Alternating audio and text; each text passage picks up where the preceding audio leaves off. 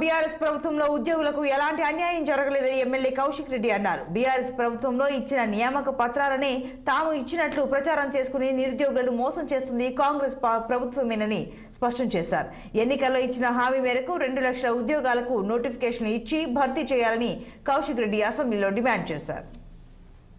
తొలి ముఖ్యమంత్రి అయిన కేసీఆర్ గారు 1,60,083 ఉద్యోగాలు ఇచ్చింది కూడా యావత్ తెలంగాణ ప్రజలకి, తెలంగాణ యువతకు కూడా ఈ అసెంబ్లీ ద్వారా తెలియజేస్తా ఉన్నాను. మీరు పదే పదే ఉన్నప్పుడు మీరు జీతాలు వేస్తున్నాం ఫస్ట్ క్లాస్ సెకండ్ థర్డ్ అని చెప్తా ఉన్నారు అధ్యక్ష. మరి 1,60,083 మందికి మీరు జీతాలు వేస్తున్నారంటే ఈ ఉద్యోగాలు కేసీఆర్ ఇచ్చినట్టే కదా అధ్యక్ష.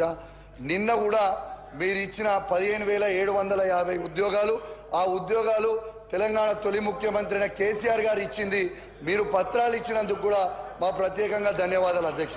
కానీ అధ్యక్ష ఒక్క నిమిషం అధ్యక్ష, కానీ అధ్యక్ష దీంతో పాటు అధ్యక్ష మా 2,32,308 ఉద్యోగాలు కాకుండా అదనపు 2 లక్షల ఉద్యోగాల జాబ్ క్యాలెండర్ మీరు విడుదల చేయాలి. ఇలా కేసీఆర్ గారు ఇచ్చిన ఉద్యోగాలు మేము ఇస్తున్నామంటే మీరు క్రియేట్ చేసి ఇవ్వడం కూడా కరెక్ట్ కాదు. ఆ రోజు